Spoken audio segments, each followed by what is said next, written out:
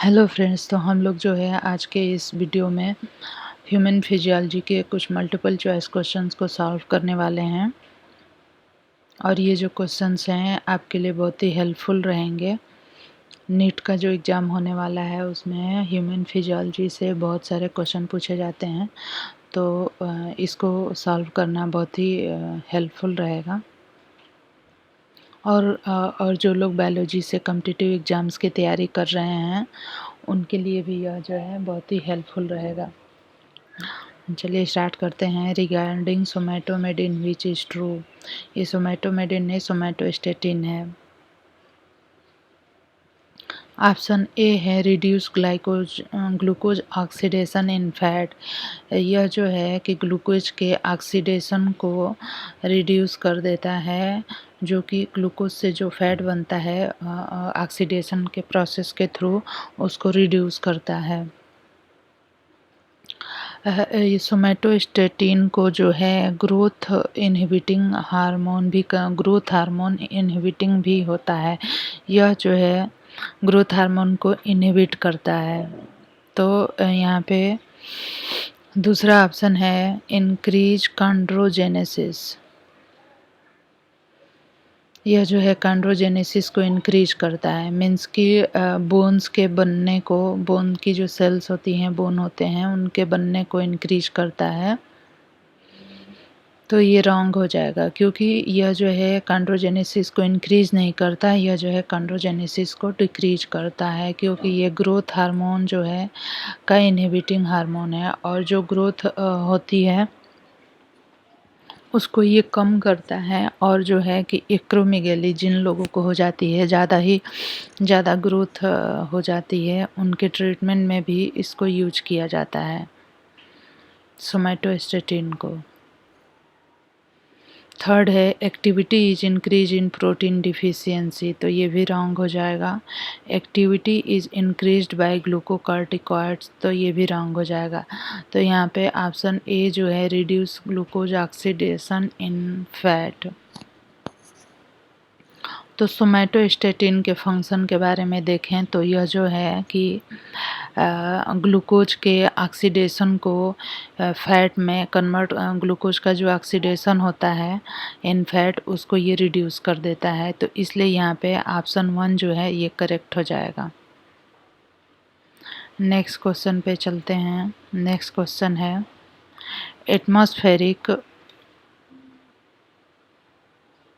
Atmospheric pressure is important in the process of. जो atmospheric pressure होता है वो इम्पॉर्टेंट होता है इन द प्रोसेस ऑफ। कौन से प्रोसेस में एटमॉस्फेरिक प्रेशर इम्पॉर्टेंट होता है? ऑप्शन ए है ब्रीदिंग, ऑप्शन बी है रिप्रोडक्शन, ऑप्शन सी है ब्लड फ्लो, ऑप्शन डी है मेक्टूरेशन। तो यहाँ पे फ्रेंड्स आंसर हो जाएगा option A breathing. Atmospheric pressure जो है ब्रीदिंग के प्रोसेस में ज़्यादा इम्पॉर्टेंट होता है। नेक्स्ट क्वेश्चन है हमारा, क्वेश्चन है ये, what type of diabetes mellitus will someone have due to faulty signal transmission. किसी भी व्यक्ति को जो है कि फॉल्टी सिग्नल ट्रांसमिशन के द्वारा कौन सा डायबिटीज मेलाइटस होता है? तो यहाँ पे है type 2 diabetes mellitus, option B है type 2 and type 3 diabetes mellitus, C है type 2 and type 1 diabetes mellitus, और डी है टाइप 1 डायबिटीज मेलाइटस। तो यहाँ पे ऑप्शन ए सही हो जाएगा, type 2 diabetes mellitus.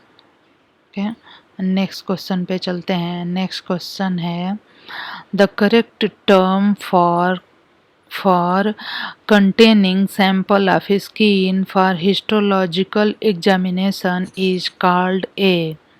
The correct term for containing sample of skin for histological examination is called a. Sample जो होता है करेक्ट सैंपल फॉर कंटेनिंग, जो स्किन के हिस्टोलॉजिकल एग्जामिनेशन के लिए जो सैंपल कलेक्ट करते हैं उसको क्या कहते हैं?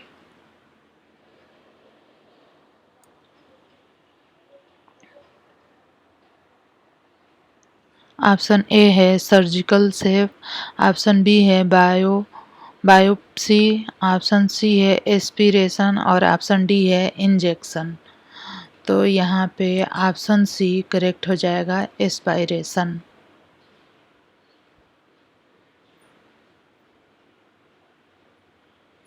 नेक्स्ट क्वेश्चन है what class of hormone do thyroid hormones fall into?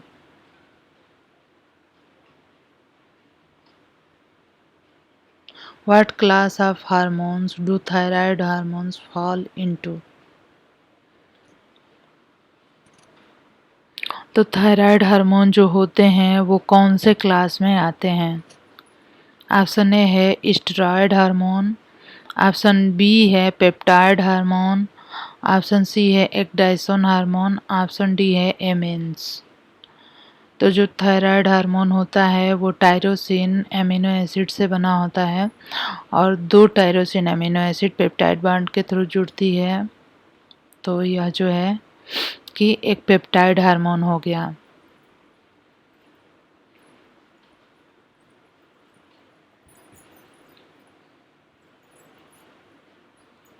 Next question है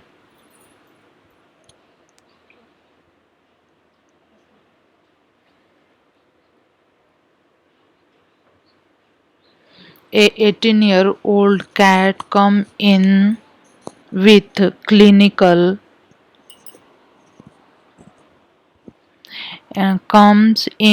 clinical sign of tachycardia, diarrhea and weight loss.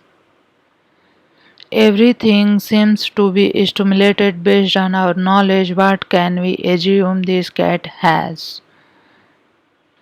Option A है हाइपरग्लाइसेमिक, ऑप्शन बी है हाइपरथायरॉयडिज्म, ऑप्शन सी है हाइपोग्लाइसेमिक, ऑप्शन डी है hypothyroidism. तो यहाँ पे answer हो जाएगा हाइपरग्लाइसेमिक। नेक्स्ट क्वेश्चन है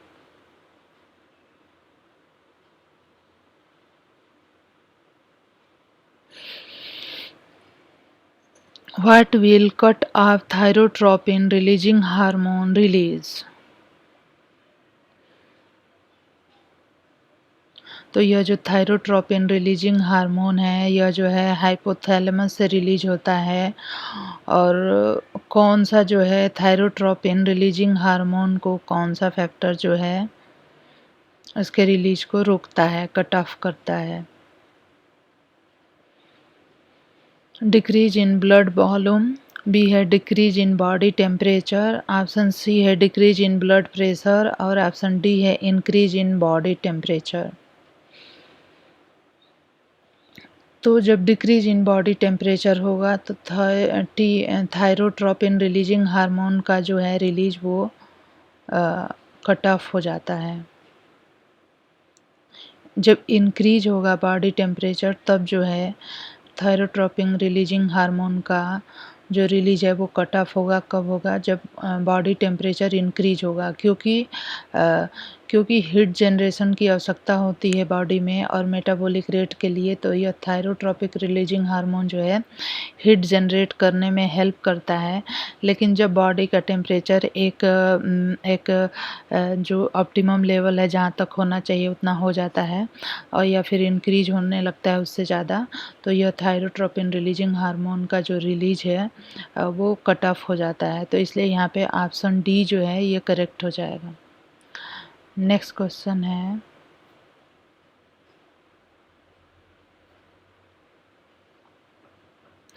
water handling bye kidney means कि किडनी में जो फिल्ट्रेशन होता है तो उसमें कितने वाटर का रीअब्जॉर्प्शन हो जाता है?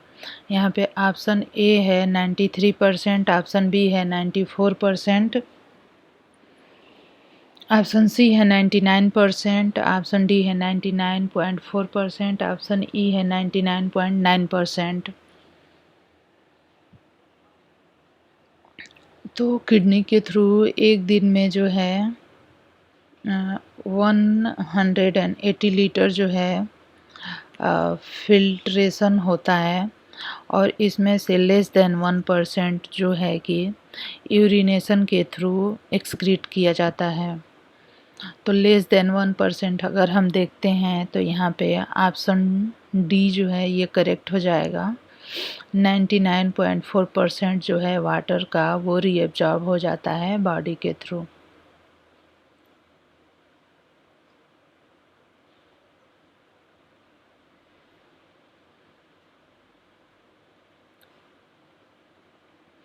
नेक्स्ट क्वेश्चन है buffering of A bicarbonate infusion 60 to 70% occurs intracellularly। जो बाइकार्बोनेट का इन्फ्यूजन होता है 60 to 70% जो है कि वो हो जाता है इंट्रासेलुलरली। बी है exchange for chloride across the red cell membrane. C है compensated for by increase respiratory rate. D है इंट्रासेलुलर प्रोटीन। Intracellular protein. तो यहाँ पे बाइकार्बोनेट का इन्फ्यूजन जो होता है वो होता है exchange for chloride across the red cell membrane. तो इसलिए यहाँ पे ऑप्शन बी जो है ये करेक्ट हो जाएगा। नेक्स्ट क्वेश्चन है which circulation has predominant metabolic control.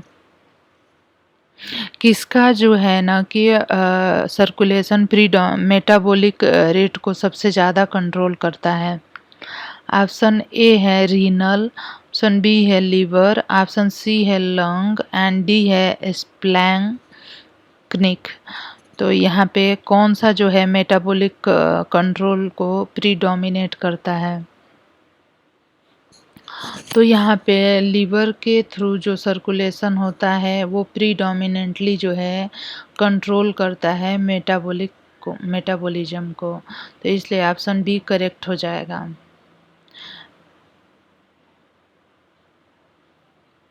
Next question है the atrial component of ventricular filling. Atrium से जो ब्लड जाके वेंट्रिकुल में फिल करता है वो कितना % होता है। यहाँ पे ऑप्शन है 5%, बी है 10%, सी है 30%, डी है 50%, ई है 80%। तो यह जो है यहाँ पे 80% फीलिंग जो होती है वो एट्रियल कंपोनेंट के थ्रू होती है, इसलिए यहाँ पे ऑप्शन ई करेक्ट हो जाएगा। नेक्स्ट जो क्वेश्चन है वो है anti thrombin third affects means कि इनएक्टिवेट करता है विच कोआगुलेशन फैक्टर। कौन से कोआगुलेशन फैक्टर को यह जो है अफेक्ट करता है अफेक्ट करता है मीन्स कि इनएक्टिवेट करता है। तो फैक्टर 13 फैक्टर्स होते हैं, उसमें जो है 12A और 10A और 2A और 9A। तो यहाँ पे ऑप्शन हो जाएगा ई, सभी को यह जो है कि इनएक्टिवेट करता है। तो यहाँ पे ऑप्शन ई जो है ये करेक्ट हो जाएगा। नेक्स्ट जो क्वेश्चन है वो है the normal temperature of human body और द केल्विन स्केल इज। तो ह्यूमन बॉडी का जो टेम्परेचर है अगर हम फ़ारेनहाइट में देखते हैं तो 98.4 डिग्री फ़ारेनहाइट होता है। अगर हम सेल्सियस में देखते हैं तो 37 डिग्री सेल्सियस होता है। यहाँ पे 4 ऑप्शन है, 280 है, 290 है, 300 है एंड 310 है। तो डिग्री सेल्सियस में देखेंगे तो 37 डिग्री सेल्सियस होगा, और जब 37 डिग्री सेल्सियस को हम 273 में ऐड करेंगे केल्विन स्केल में तो यह 310 आएगा। तो इसलिए यहाँ पे ऑप्शन डी जो है वो करेक्ट हो जाएगा।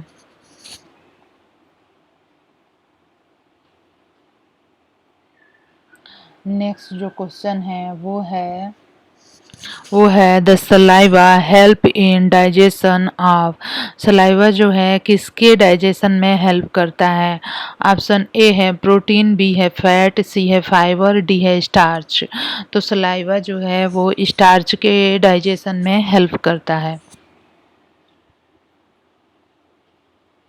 नेक्स्ट जो क्वेश्चन है वो है which of the following is essential for blood clotting. Blood clotting के लिए इनमें से कौन सा जो है इसेंशियल है। ऑप्शन ए है आरबीसी, ऑप्शन बी है डब्ल्यूबीसी, ऑप्शन सी है ब्लड प्लेटलेट और ऑप्शन डी है लिम्फ। तो यहाँ पे जो है ऑप्शन हो जाएगा ब्लड प्लेटलेट्स।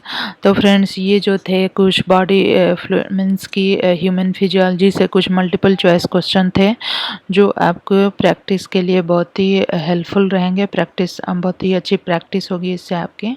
और अगर आपको मेरा वीडियो पसंद आता है तो मेरे वीडियो को लाइक करें, शेयर करें और सब्सक्राइब करें। Thank you.